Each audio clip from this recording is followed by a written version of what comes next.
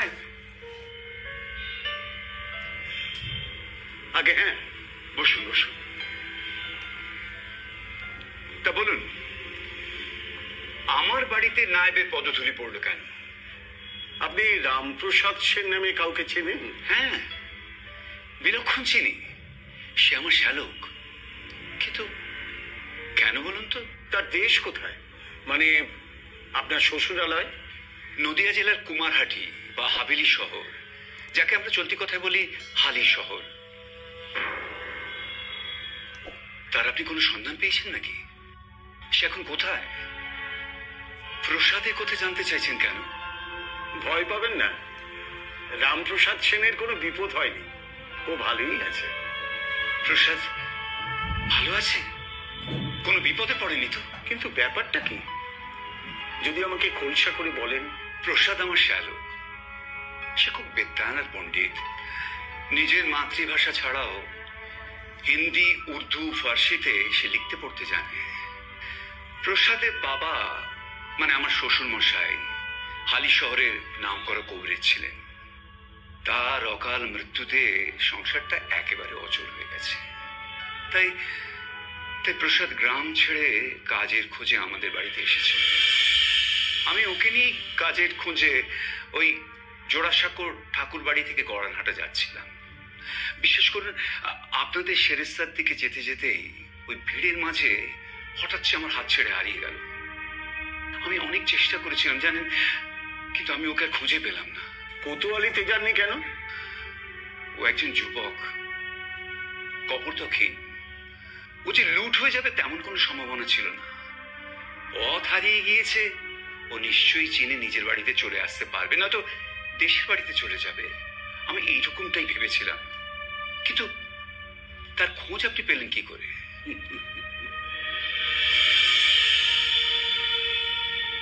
আপনি যা বললেন রামপ্রসাদও সেই কথাই বলেছে। ও ভিড়ের মধ্যে পথ হারিয়ে ফেলেছিল, কিন্তু আপনার কাছে ও দুটো নাম শুনতে পেয়েছিল, গড়ানহাটা আর জমিদার দুর্গাচরণ মিত্র।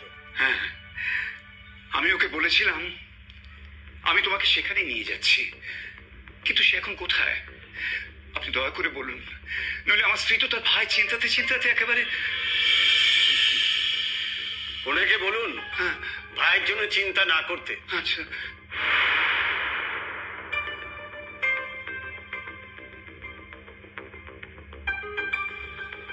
রামপ্রসাদ দর্জিপাড়ার পথ খুঁজে না পেয়ে লোকজনকে জিজ্ঞাসাবাদ করতে করতে আমাদের গড়ানহাটার বাড়িতে উপস্থিত হয়েছিল রাতেই। এখন সে সেখানেই আছে।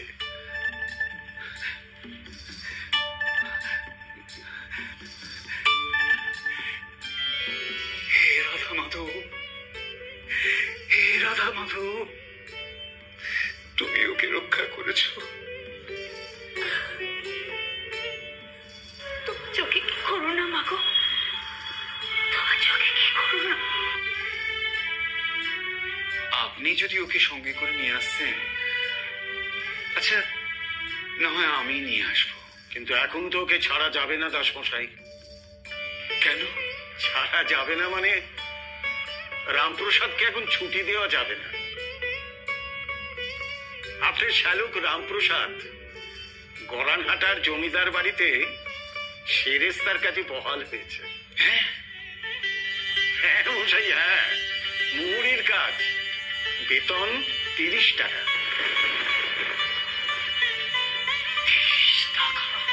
30 টাকা। বাবুর বাড়িতেই থাকবে, ওখানেই খাওয়া দাওয়া করবে, এখানে আসা যাবে না। এবার আপনি যদি অনুমতি করেন তাহলে আসুন আসুন।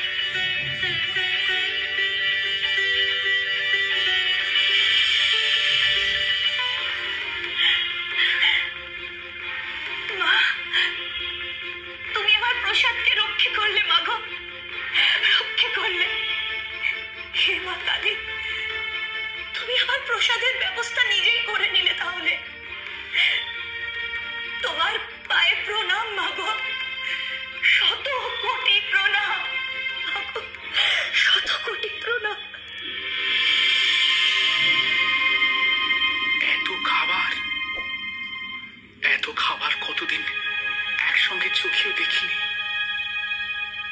যেন রাজা রাহাজের থালা।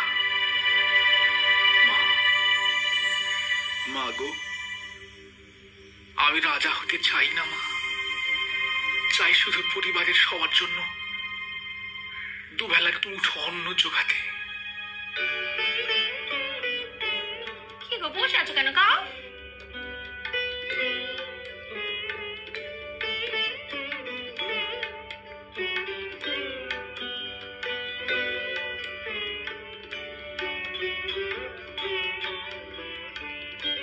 খাও বাবা, খাও।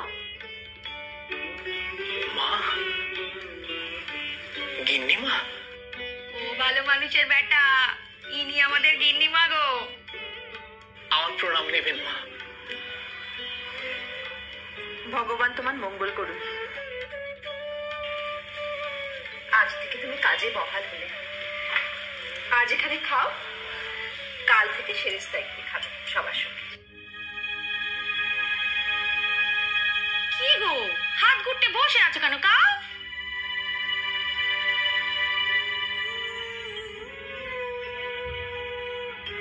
দেশের বাড়িতে মা সর্বাণী কি খাচ্ছে কিচ্ছু জানি না।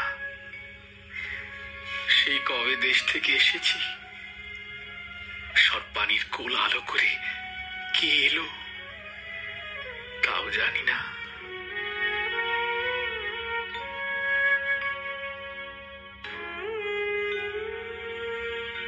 সামনে খাবার রেখে বসে থাকতে নেই বাবা, তাতে অন্নদার অসম্মান হয়। না মা না, যে ক্ষুধার অন্ন তিনি দেন তাকে অসম্মান করা অপরাধ মা। তবে হাত গুটে বসে আছো কেন? এত খাবার আমি খেতে পারবো না, আমায় আমায় একটু কমিয়ে দাও। শোনো গো মা, শোনো, এই নাকি অনেক খাবার। অনেক কোথায় বাবা, এ আমার রাধা মাধবের অন্নভোগ, এটুকু খাবার তুমি খেতে পারবে? মা, দেশের বাড়িতে আমার মা বউ কি জানি কি খাচ্ছে, এখানে বসে আমি এত খাবার খেতে পারবো না মা। এই খাবার মুখে তুলতে গেলে প্রতি গ্রাসে আমার ওদের মুখগুলো মনে পড়বে, বারবার মনে হবে এই খাবারগুলো যদি আমি ওদের পাতে তুলে দিতে পারতাম। আমার রাধা মাধবের উপর ভরসা রাখো বাবা, ঠাকুরের দয়াতে তোমার মা বউয়ের খাবারের অভাব হবে না। মা। হ্যাঁ বাবা, আমি তোমার মায়ের মতো, তাই বলি কি যা চা অন্ন দূরে ঠেলে রেখো না।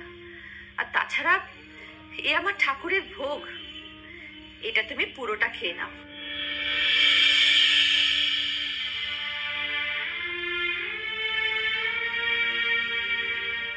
খাও বাবা, খাও।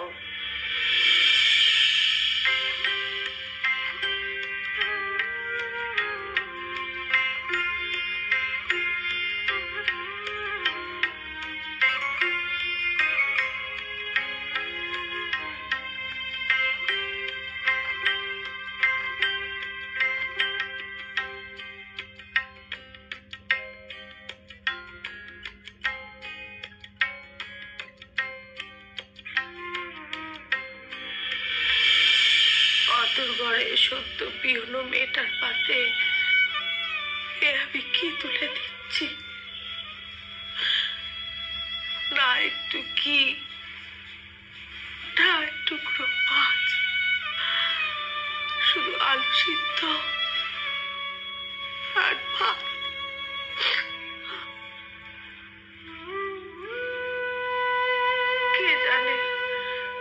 কে জানে আমার পেশাদের পাতে কিছু বললো কিনা। মুখ চোরা গোবেচারা ছেলেটা আমার খিদে পেলেও কাউরে কিচ্ছুটি বলবে না। ঠাউর আমার পাতে কিছু পড়ুক না পড়ুক, আমার পেশাদের পাতে যেন খাবারটুকু পড়ে, ঠাউর খাবারটুকু পড়ে।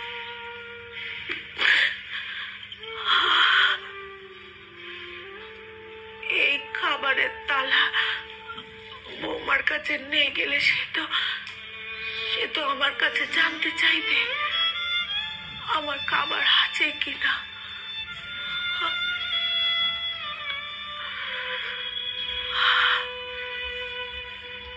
বলবো আছে, আমার খাবার আছে।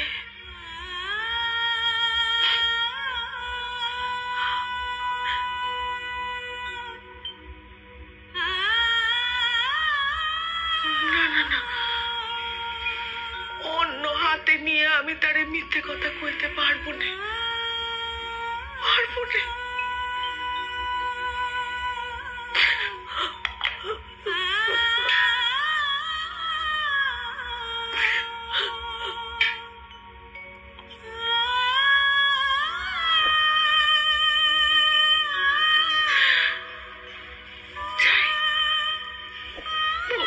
খেতে আসি।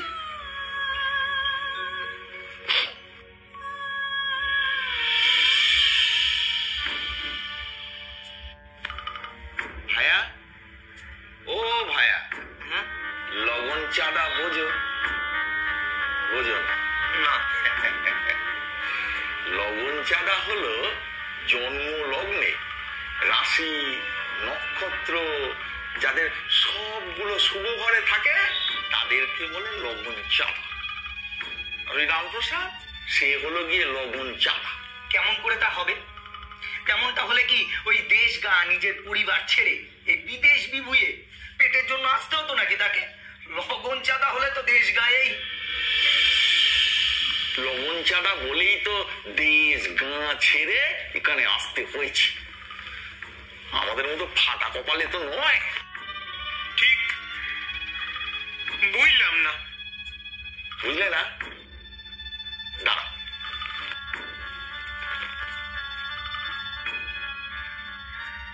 দেখ, সে কলকাতার রাস্তায় বেরিয়ে হারিয়ে গেল। হারিয়ে গেল, তারপর পথ খুঁজে পেল। কোথায় পেল? কোথায় কোথায় কোথায়? এখানে, এইখানে, এই মিত্তির বাড়িতে। কেন? কেন? কারণ এখানে কাজ আছে, কাজের লোক খোঁজা হচ্ছে। ঠিক ঠিক। কখন? কখন? সকাল বেলা, যখন কিনা বাবু গঙ্গায় নিয়ে এসেছেন, মন একেবারে ফুরফুরে, ঠিক তখন। বেটা বাবুকে কি সব ভুজুম ভাজুম দিল, আর বাবু অমনি ওই সুন্দর মুখের মিষ্টি কথা শুনে আদেশ দিয়ে দিলেন, কাজে লেগে যাও। এই বুদ্ধির বেটা কিন্তু খুব চালাক। মুখ দেখলে যতটা সাদা সিধে মনে হয়, আসলে কিন্তু বেটা তা নয়। প্রথমেই ওই বাবু আর গিন্নিমাকে নিজের ভালো মানুষই দেখিয়ে বেটাকে বড় বশ করে ফেলেছে। আর এইবার যদি এখানে পাক্কাপাক্কি ভাবে বহাল হয়ে যায়, মানে যদি বেটা এখানে গেড়ে বসে, তাহলেই তো গেল। গেল মানে? বসে গেলে আবার যাবেটা কি? যাবে আমাদের কপাল, বুঝলে? তবে আমরাও এতদিনের পুরনো লোক, আমাদের কপাল যাবার আগে ওর পাত এখান থেকে তুলে ওকে এখান থেকে ভাগিয়ে তবে ছাড়বে। তাহলে আমাদের সবার চাকরিটি খাবে ওই মোহরি রামপ্রসাদ। এটাকে হাতে মারতে না পারলেও হাতে মারব। ঠিক। তোমরা শুধু আমার সঙ্গে একটু থেকো, তাহলেই হবে, বুঝেছ? আমরা তো আপনার সঙ্গে আছি খাজাঞ্চি মশাই। বেঁচে থাকো, যাও তাড়াতাড়ি কাজে বসো, কাজটা শেষ করো, বুঝেছ?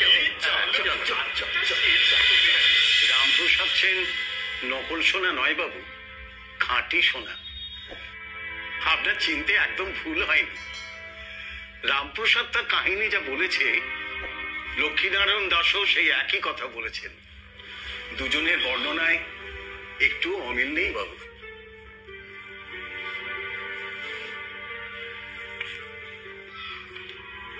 চাই?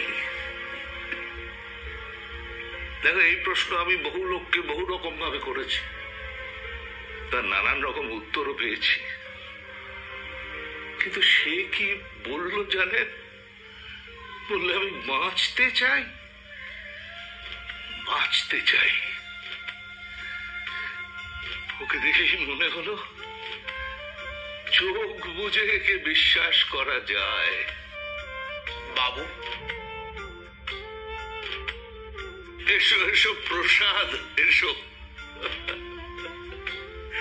এই দেখুন, আমি একে প্রসাদ বলে ফেললাম। আমাকে আপনারা প্রসাদ বলেই ডাকবেন বাবু। আমার বাবা মশাই আমাকে ওই নামেই ডাকতেন, আমার মাও আমাকে ওই নামেই ডাকেন। ওই নাম শুনলে আমার বড় আনন্দ হয় বাবু। বেশ, তাই ডাকবো। হ্যাঁ শোনো, নায়েব মশাই তোমার দিদির বাড়িতে গিয়েছিল। দিদি জামাই বাবু নিশ্চয়ই আমার জন্য খুব ভাবছিলেন। হ্যাঁ, ভাবছিলেন, কিন্তু তোমার কথা শোনার পর এখন আর ভাবছেন না, বরং খুব খুশি হয়েছে। আমার ভবানী দিদি খুব ভালো মানুষ বাবু, জামাই বাবুও তাই। ওরা আমার চাকরির খবরটা শুনে নিশ্চিন্ত হয়েছে।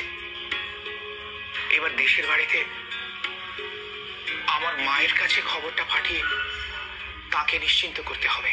কিন্তু এখন তো তুমি দেশে যেতে পারবে না প্রসাদ বাবু। তবে তোমার সব খবর আমি হালি শহরে পাঠিয়ে দেব। আমার লোক যাবে মুর্শিদাবাদে, সে যাবার পথে তোমাদের বাড়িতে গিয়ে তোমার মাকে সব খবর দিয়ে আসবে। তিনি তোমার খবর পেলে নিশ্চিন্ত হবে। আপনার লোক কবে যাবে বাবু? যাবে, কদিনের মধ্যেই যাবে। বাবু, বাবু আপনার কাছে আমার একটা আর্জি ছিল। বলো কি আর্জি? নিজের জনাদের ছেড়ে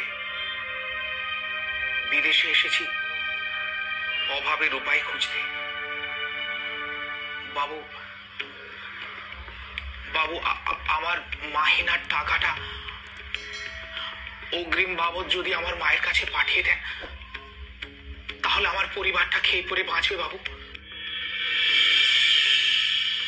সহায় সম্বল বলতে ঘরে কিছু নেই বাবু, যা ছিল তা সমস্ত তারা উজাড় করে দিয়েছিলেন। আমি তা রক্ষা করতে পারিনি বাবু। দয়া করে যদি আমার আর্জিটা বিবেচনা করেন। সে নিয়ে তুমি ভেবো না প্রসাদ, তোমার হকের পাওনা তোমার মায়ের হাতে আমি অবশ্যই পাঠিয়ে দেব। আর বাবু, আমি এখানে ভালো আছি, আমার জন্য মা যেন চিন্তা না করেন, এ কথাও দয়া করে বলে পাঠাবেন বাবু। নিশ্চয়ই বলবো। তোমার আর যদি কিছু বলার থাকে বলো। আমার কয়েকটা নতুন খাতা লাগবে বাবু, বাংলা থেকে ফার্সিতে তর্জমা করে লিখবার জন্য। হ্যাঁ মশাই। আর বলতে